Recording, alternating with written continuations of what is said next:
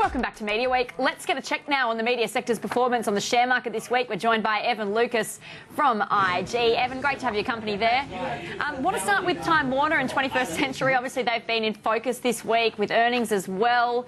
What did you make of the earnings coming out of those two? Yeah, look, earnings out of Time Warner is probably the one to concentrate on, considering that they've had a massive shoot-up on that takeover offer that we saw over the last couple of weeks. If you have a look on the net profit line, they were a beat across their entire division. So HBO, Turner, and also having a look at what you see coming out of their segment of data, it was all very, very strong. That's because they actually saw much better sort of driven costs.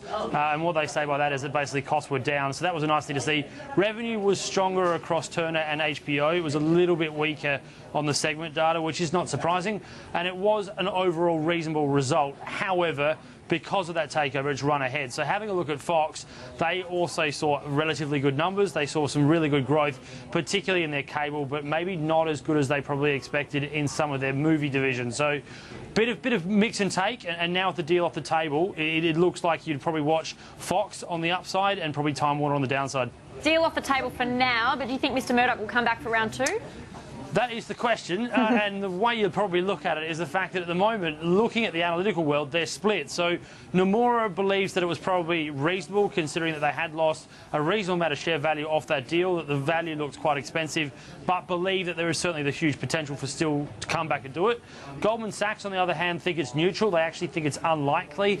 And then if you look at somebody like Wells Fargo, they actually think it's the best thing for Fox to actually walk away from the deal, considering that Time Warner was, on that valuation, quite expensive, and believes that, considering that Chase Carey and also Rupert Murdoch themselves say that the strategic benefits were no longer there and that this is a one-off opportunity, they're also believing that this is probably once and a lifetime opportunity, and they've walked away actually permanently. So three different views, very different, but again, it's never off the table with Rupert Murdoch. So that's my personal take on what could probably happen. Just quickly, Evan, as well, Seven West Media securing those rights on the Olympics. What do the brokers think?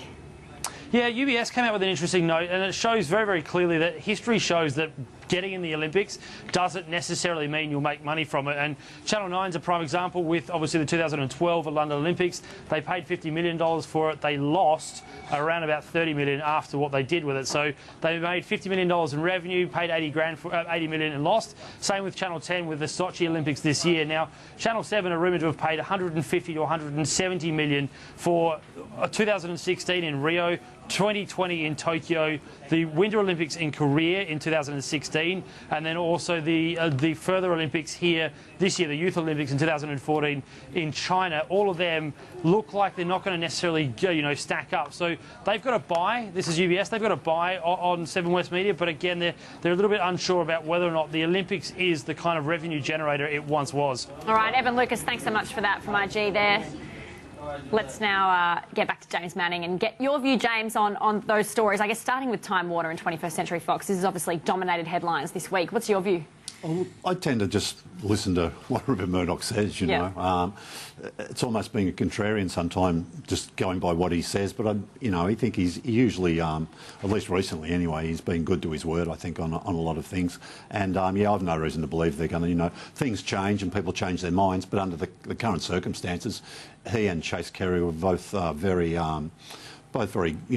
of the one voice today, and really stressing that, look, that this is it, it's over, it was a good opportunity. It doesn't look like a good opportunity anymore. They refused to engage.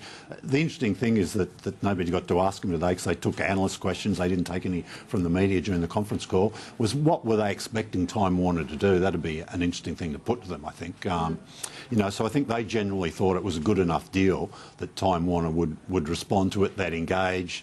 Maybe in negotiations they'd increase a little bit, but they never really got to that stage. OK, we also heard then about Seven securing the Olympic Games. What does this deal include? Well, as Evan said, you get the two summer games, you get the winter games. Yeah, he was talking about 80 million. I think it's probably around 70 million, that the value you put on it, and roughly half of that for the winter games. The good thing about these is Tokyo and the winter games in South Korea are going to be in our time zone, so it's going to be great for primetime TV. Can they make a profit where others have failed? Well, Kerry Stokes said we've never lost money on the Olympics, so, and he paid nearly 80 million for Beijing back in 2008. So, again, we take him on his word. I'm not sure whether he factors in, the profit for the whole year and maybe some of that Olympic money they see as a marketing spend, which helps promote the rest of the schedule. Let's talk about something else. Starcom MediaVest downgrading second half ad spend and calling it the correction unprecedented. Yeah, it's Chris Nolan. We've had him on the show a couple of times, the chief executive of Starcom MediaVest. That was his quote. Yeah, look, the back half of the year is going to be very rugged. The first half of the year, the whole year they were predicting about a plus 2.6. That's been downgraded now to a -2 for the year. So that's a big swing, isn't it? So no wonder he was using that sort of language. The back half will be down 3.8%. OK, we do need to take a quick break here on Media Week, but coming up, Fairfax Media in damage control over a controversial cartoon. Details next.